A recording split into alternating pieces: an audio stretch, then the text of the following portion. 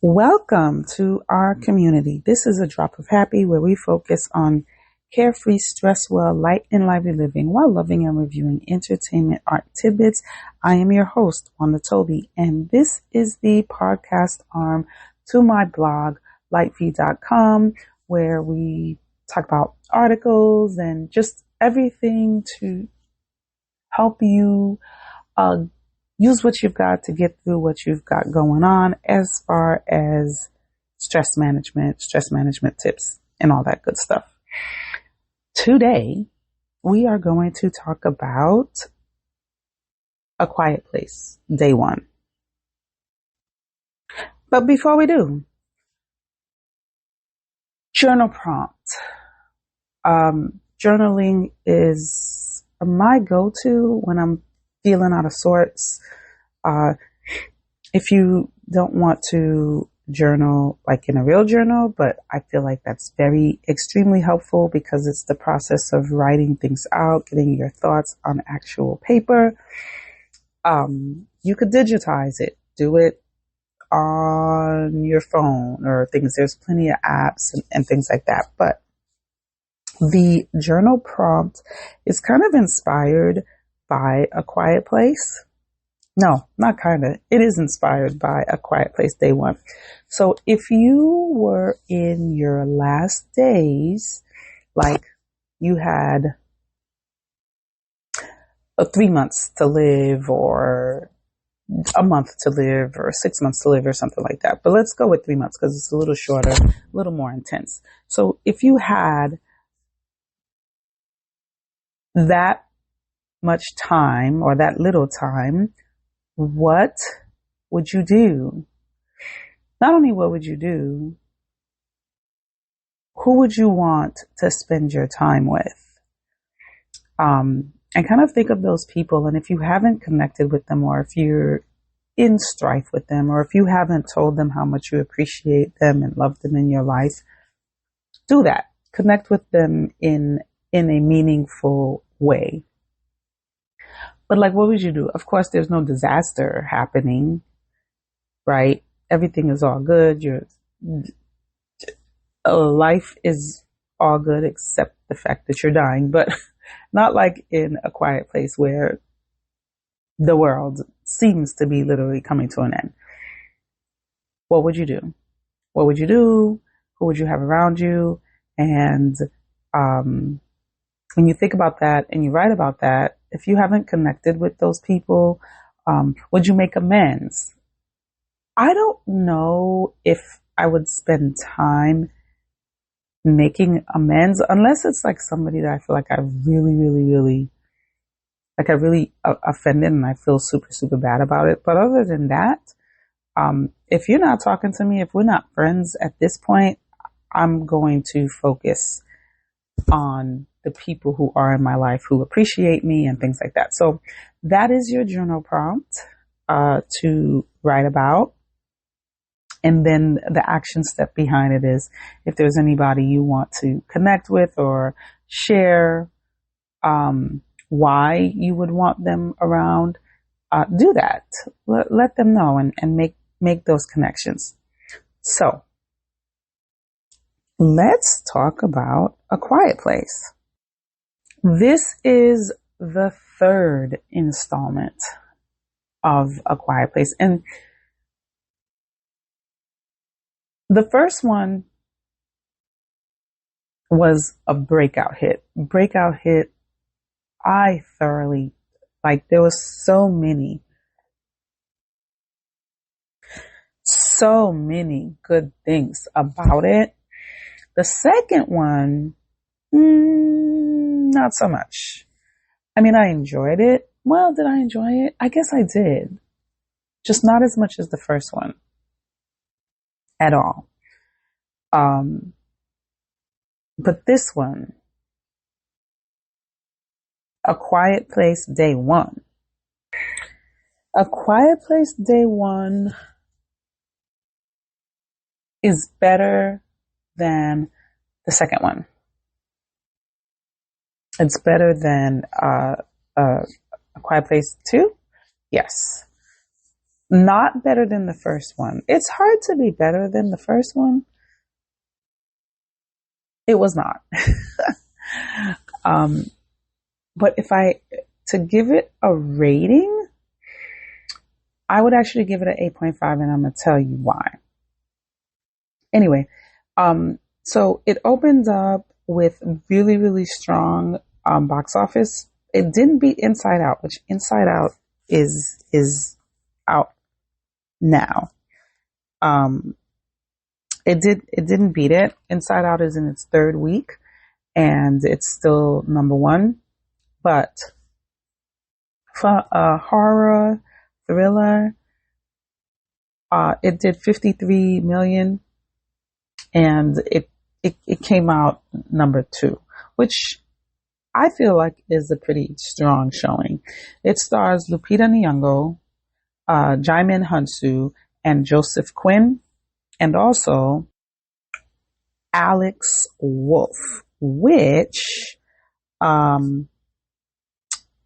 barely recognized him. So I know him from Old. I watched Old, and I remember him from Old.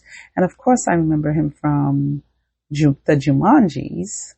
And there was something else. I cannot remember what I remember him for. He was in Oppenheimer,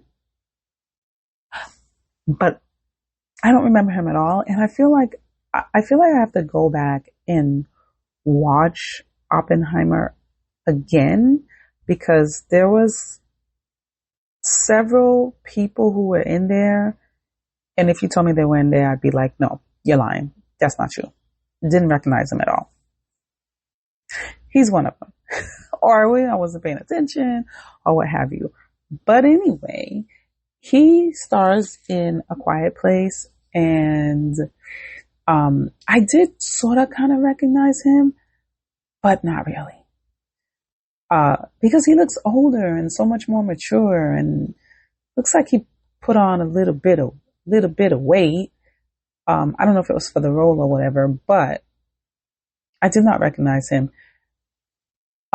He played a nurse. He played a nurse at the hospice center. So,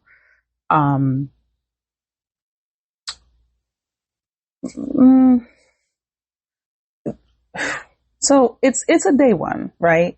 And it starts off with Lupita, and I'm not going to give it any spoilers, major spoilers yet. We'll have a spoiler section. I'll let y'all know before I spoil the whole thing for you. But it does start off with Lupita at it looks like a nursing home, but a facility or something like that. And he's actually a nurse at the facility. And Lupita, this is public knowledge. This is like not this is not a spoiler, but she's dying. And that's how it starts off. So it follows her. It follows Lupita, like day one when they attack, like right after they attack in New York City, which I like. I like the New York City. I like the juxtaposition of how things are with A Quiet Place, the first one and the second one. I don't even know where they were at, but they're in the forest, or they're in the, they're not in civilization. And you contrast that to it being New York City, the major New York City. I did like that. So that's the basic gist. That's the basic gist of the movie. They attack, and Lupita's trying to survive, even though she's dying. But anyway, so I give it an 8.5.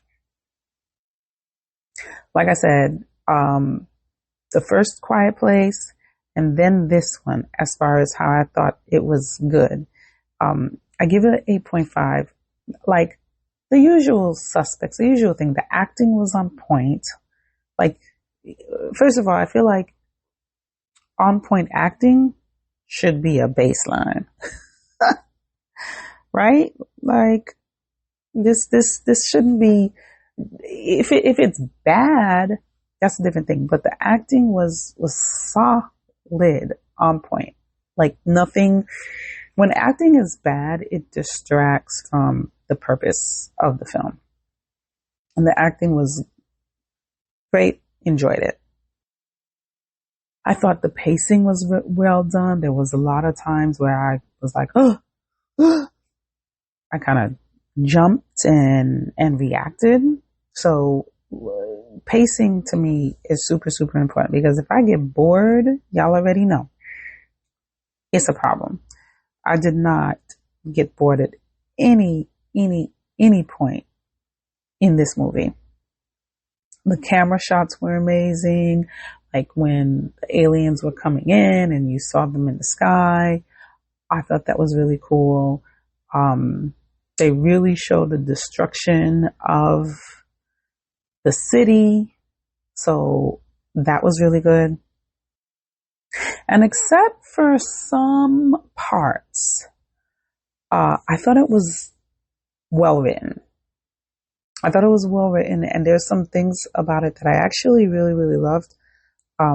Again, we'll talk about that during the spoiler section because I don't want to give it away, but there are actually some parts that I found so good and so interesting.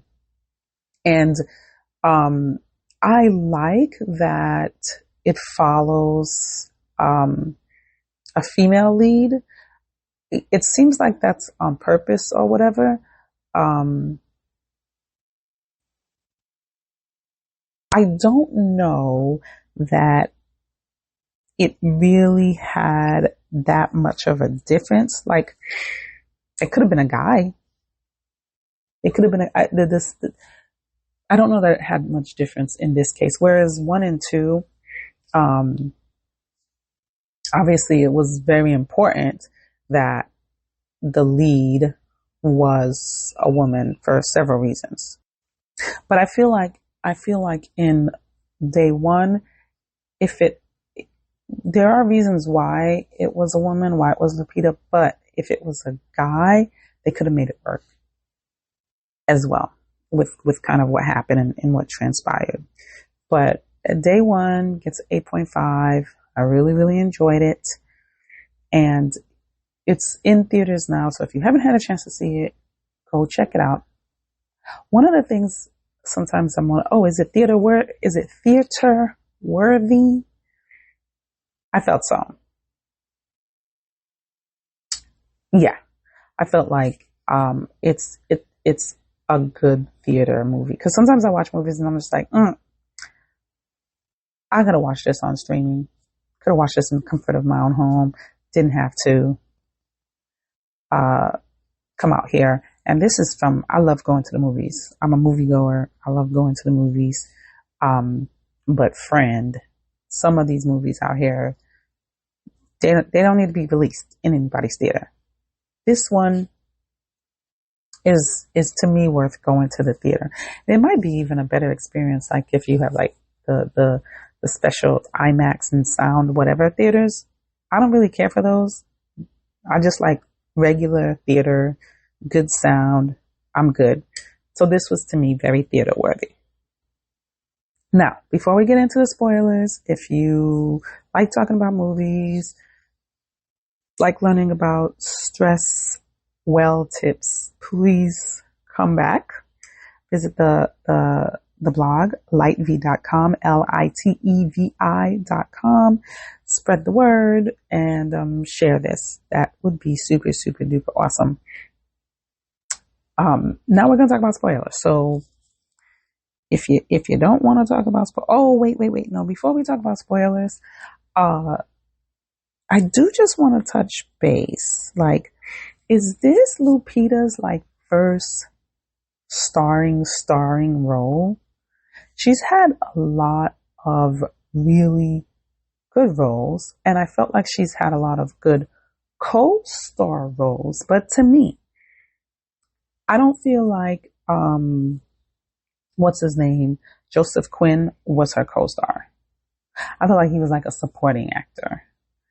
I feel like everybody was a supporting actor and she was the main star. Is this her first? I feel like this is her first where she's the main. And did she do a good job carrying it? Yes, she did. Even when she did the, what's that? Not Get Out. The same guy that did Get Out. Us. Even when she did Us, I don't feel like she was a starring role. Even though you could kind of say she was, but I felt like she shared it with her husband co-star. I mean, in my mind, to me, I felt like she shared it. I mean, I guess you could say she was like the main, but for some reason, I feel like this one, she's really the main. Yeah, I feel like this one, she's, so technically, like in Us, technically, that was probably her first one, but I don't know. This one, major,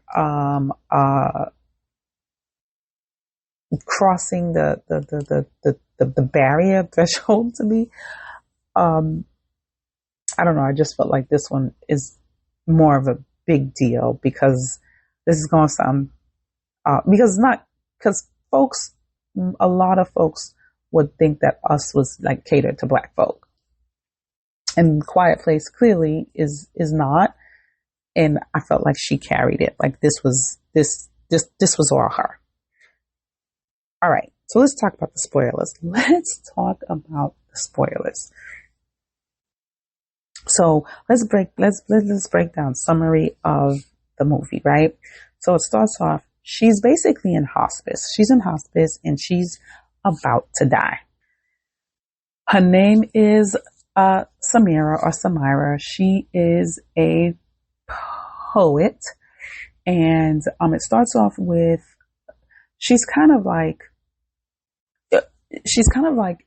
in not the best place where it starts off, and later on you find out because she's still alive, like she was been supposed to die, and she's wondering like, why am I still alive? Which is very important, I feel, very key to the rest of the movie.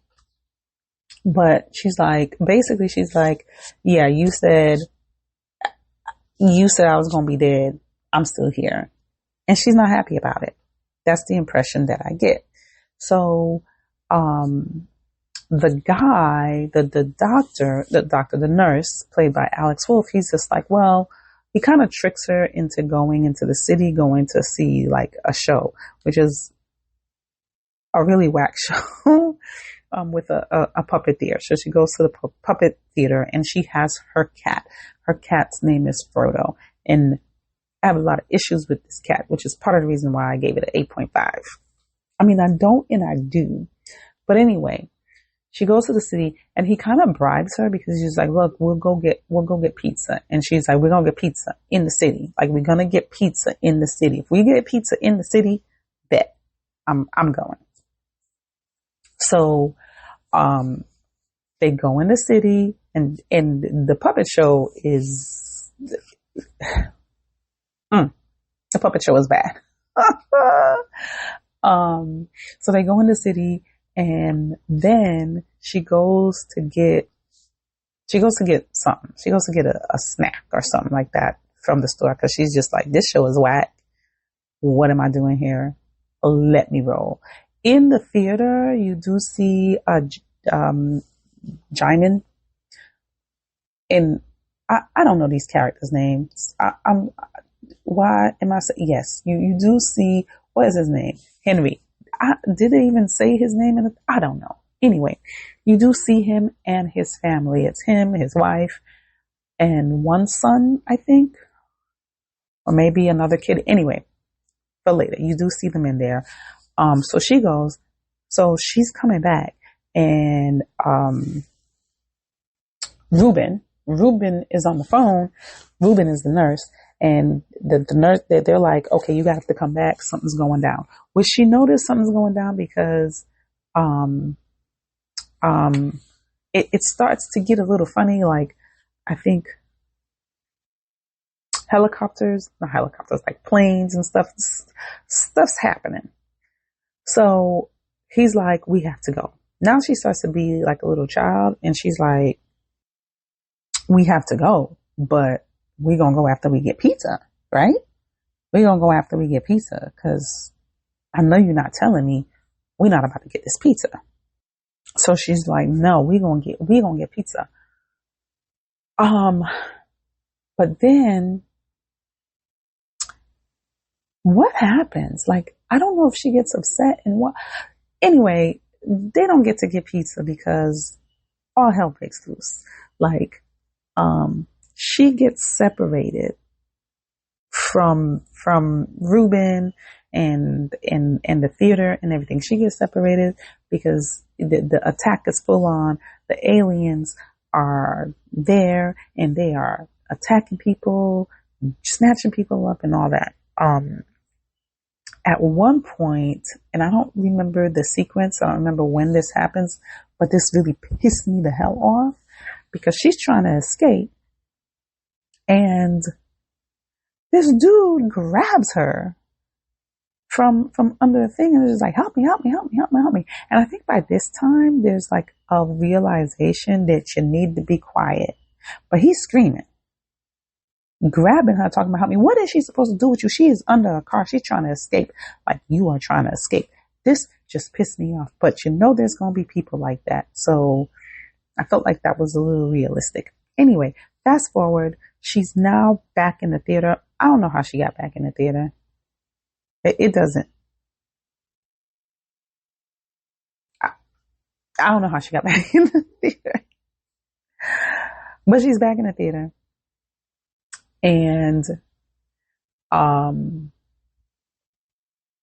she like wakes up because I guess she was unconscious. So she like wakes up and Djimon Henry puts his hand over her mouth and is like telling her to shh, right? Which might be a little bit foreshadowing of something that happens later on. So he's telling her to shh. He's telling her to shh. So that she don't make any noise because they're all up in there. And that damn cat, okay?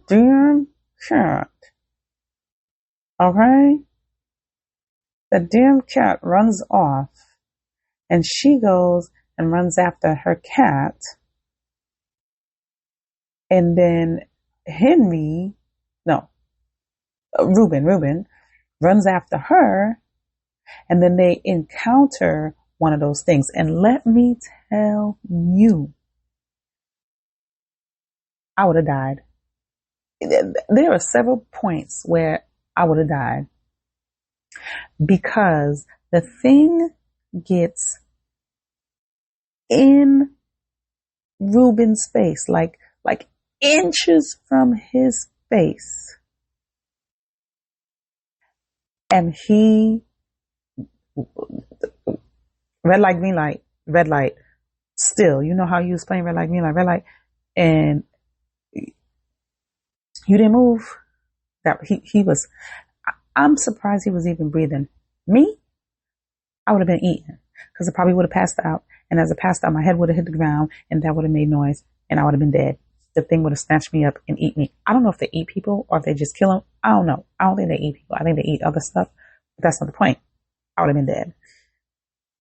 So something happens and the thing goes away and they get the damn stupid cat and they go back in the thing. So then during the night, boy, a generator goes off. Because I guess the lights go off. There's no more power and a generator goes off. So Ruben goes to shut it off because y'all know generators are loud. They are loud. Well, he shuts it off and you're just like, yes, success. Boom. No. because the creature snatches him up, kills him dead. That's it. Ruben is gone, which is kind of sad because I liked him, but he gone. At some point, at some point, and I mean, I saw this yesterday, but I'm messing up the sequence, but this is important. Sort of, kind of. I don't know if it's like, it's important because it happened and it really kind of shows, man versus man versus man versus nature versus man versus alien. So, I think this happens before Ruben dies. Yes, this happened before Ruben dies. So the government, blow up the bridges. So at this point, I'm guessing they blow up the bridges so the aliens don't travel. But I'm like, there's no way that this is the one place that the aliens decided to land. Like, I'm thinking they decided to land elsewhere. So, I'm not sure. I didn't get a clear picture of why they blew up the bridges. I'm assuming it's so that the aliens stay there and don't cross the bridges because they can't swim. They can't swim. So if you break down the bridges, they can't go further, I'm guessing. So anyway, so then one of the people starts to freak out, which again, I guess there's a level of realism because there's people that's going to freak out, but freak out in silence. Freak out in silence. Don't make noise. Freak out in your head. Sir. So, Henry is trying to calm him down, being like, shut the hell up. And he's looking at his son, because he's like, my family is here, bro. Like, you're not going to call these aliens over here. My family, my son is right here. He could die. So in an effort to shut him up, he accidentally kills him. He didn't mean to. And clearly he is very distraught by this. So anyway, fast forward to Henry dies. No, Ruben dies. And before Ruben dies here, before he dies though, we find out that Sam is like, I'm gonna get pizza. And Ruben's like, wait, no, you're not. She's like, yes, I am. I'm going to get pizza. I don't give a about none of this. I don't give a I'm dying anyway. So I'm going to get pizza. I came here to get pizza. I'm going to get pizza. And it very much reminds me of the movie Leave the World Behind. This was on Netflix. Y'all remember Leave the World Behind with Julia Roberts? And remember when the little girl, she did not give two craps issues about anything else. All she cared about was watching the last season finale of Friends. Like, she could give two shits about what was happening. I want to see Friends. It's like that. It's given Leave the World Behind.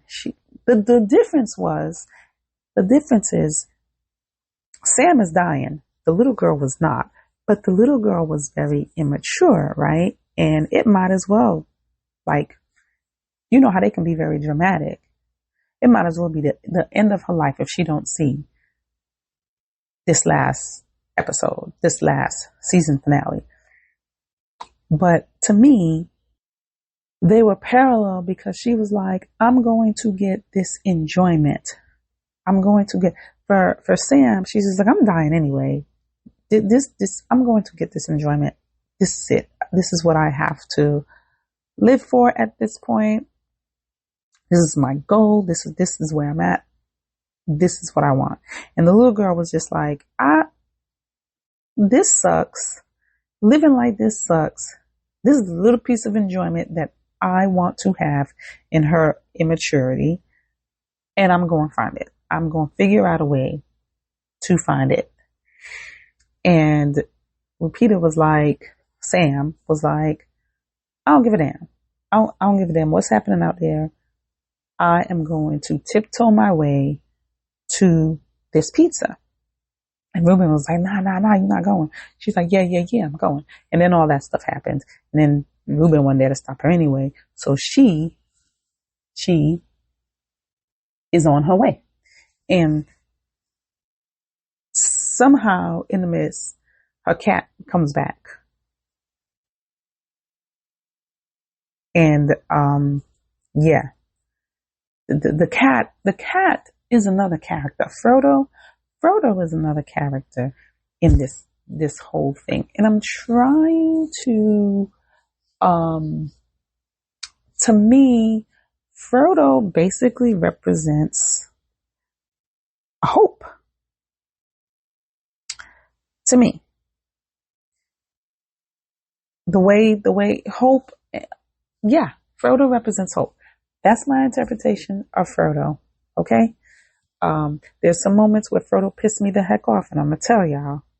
But in this instance, Frodo just keeps showing back up to provide comfort to her and all that stuff. So, Frodo's in and out. Frodo just be doing her own thing. So anyway, this is another part when Eric comes in. Eric, who is played by, what's his name? Hold on. The Quinn guy, Joseph Quinn. So Eric comes in, and he is a law student who moved over from England. So none of his family is here. And guess what? Eric has like panic attacks. So he is under the water. He wakes up. That's how you introduce him. Not wakes up, but whatever. And guess what? Guess what he sees? Frodo. He sees Frodo. I guess he follows Frodo to Sam. And at this point, Eric's like, look, basically, I don't want to die. I'm too chicken. I want to be by myself. I'm just hanging with you. I don't know where you're trying to go. I don't know what you're trying to do, but I'm rolling with you. So eventually she's like, fine, Eric, roll with me. And at this point is where I was just like, okay, the distinction of the main character being like a female, because this is where, like, you could say that her nurturing, because it's basically what it was. Like, she was looking out for him. Then he in turn was looking out for her. So if it was a dude, you could have been like, oh, that's the protective thing. So they could have easily switched the genders.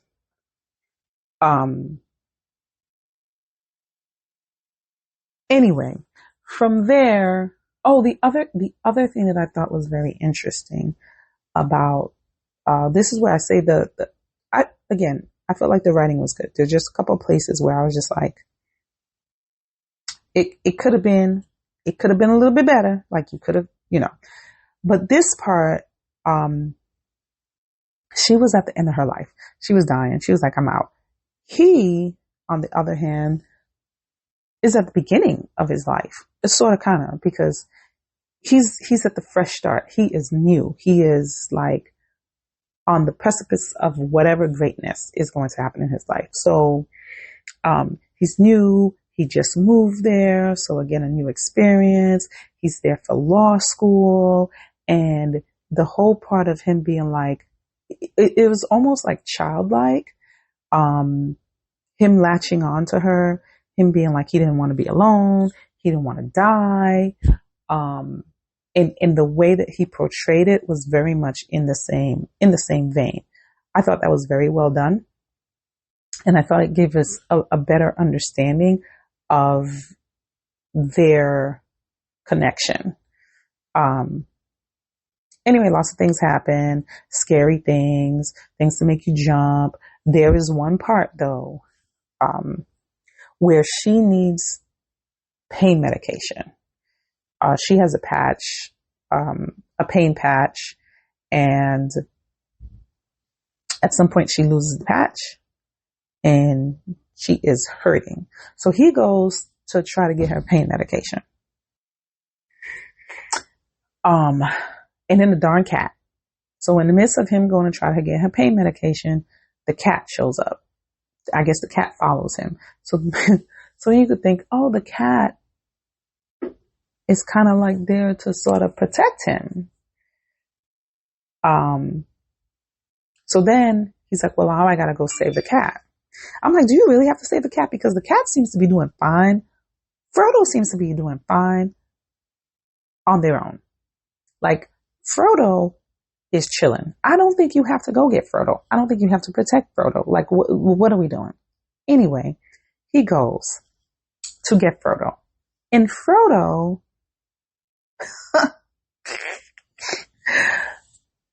Frodo ends up in like, here's where I was just like, somehow we should have had some clarity, or somehow, because sometimes things happen to provide the audience with more information. So, like, we see this den, this area where it looks very alien, taking over, like changing the ecosystem or setting it up for their place. Like, I thought maybe it was an egg. Maybe we were going to see them laying eggs. I don't know. And that's the problem. What was this place? What was this thing? Like, we should have had a conversation. Like, when Eric came back, even though you can't have this, there was some points where they could have talked about it. Oh, I went to rescue Frodo, and there was this place. It looked like they were terraforming, or looked like they were food, or something. Like that whole scene where he just risked his life. And when I tell you he risked his life, like, this part would not have happened at all. At all. Like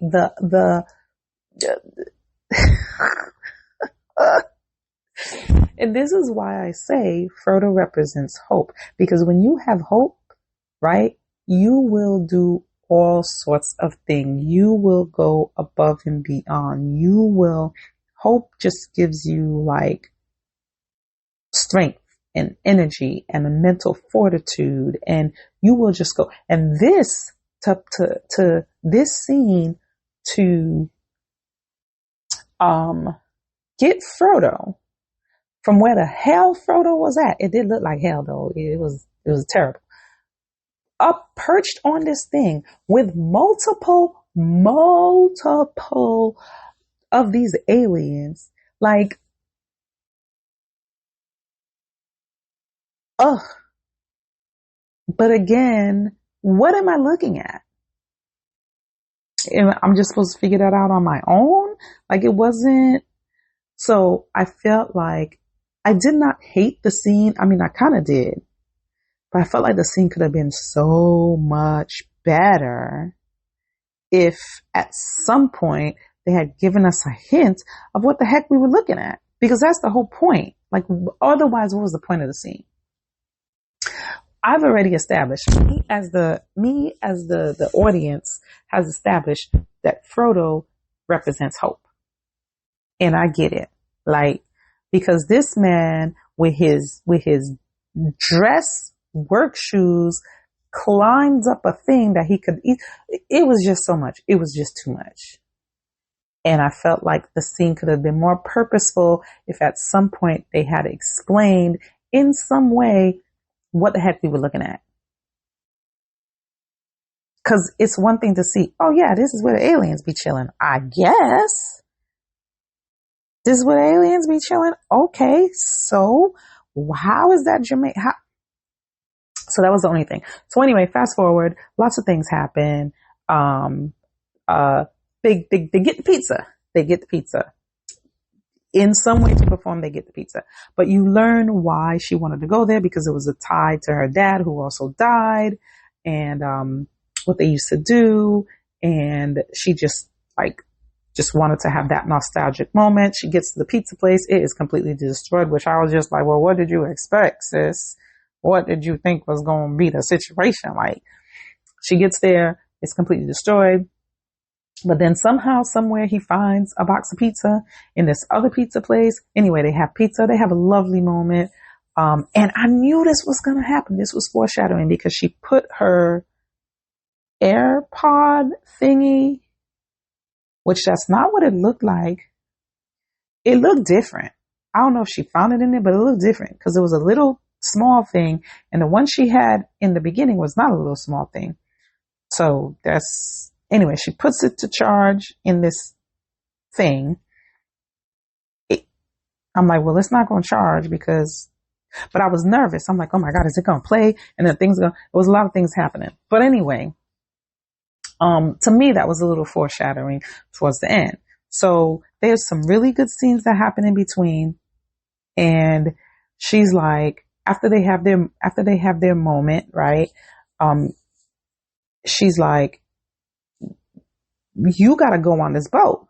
So they're watching the boat leave. So at some point there was an announcement that they can't swim. So we're going to get on boats and we're going to go somewhere. And so they see the boats leaving, right? They see the boats leaving, and she's like, oh, we got to get you to this boat. So now they're going to try to get to the boat, and all of the aliens are like around the pier, the port, whatever, looking at this boat leaving, and they trying to figure out how to get to these people, to kill these people, but they can't swim. Like, they die. So she gives homeboy the cat, and the plan is he is going to get to the boat, and she's going to be a distraction, because she been supposed to die. So she is doing just that, being a distraction. She has a crowbar, and she's hitting the car windows, and some of them are going off the alarm, so that, and he and the cat. So yeah, he's gonna jump in with the cat. He's gonna jump in the boat with the cat. What I'm saying is, there's a lot of things. I don't know about other people's cat. I got 3 cats. Cats don't act like this cat. This was an unusual cat, because there's a lot of things that the cat was not catting. Okay. But that's it. Could have had one realistic moment with the. Whew. Anyway, so here is where Henry redeems himself, in a sense, because he then sees the commotion. He's like, stop the boat. So he took a life. He saved a life, because he stopped the boat. He told him to stop the boat. And not only that, he was the one that helped the guy up into the boat. So it was like his little redemption, because he helped save the guy's life, is what I'm saying. And it ends like that. I thoroughly enjoyed it. Again, I gave it 8.5. Honestly, I could probably give it a 9. Could I give it a 9? I could give it a 9. I could give it a 9. But I'm going to go with an 8.5. I'm going to go with an 8.5. Very good. Very enjoyable. If you haven't seen it, go and check it out. Share your thoughts. Livey.com. Spread, share, all that good stuff. Live light, stress well. Have a great life.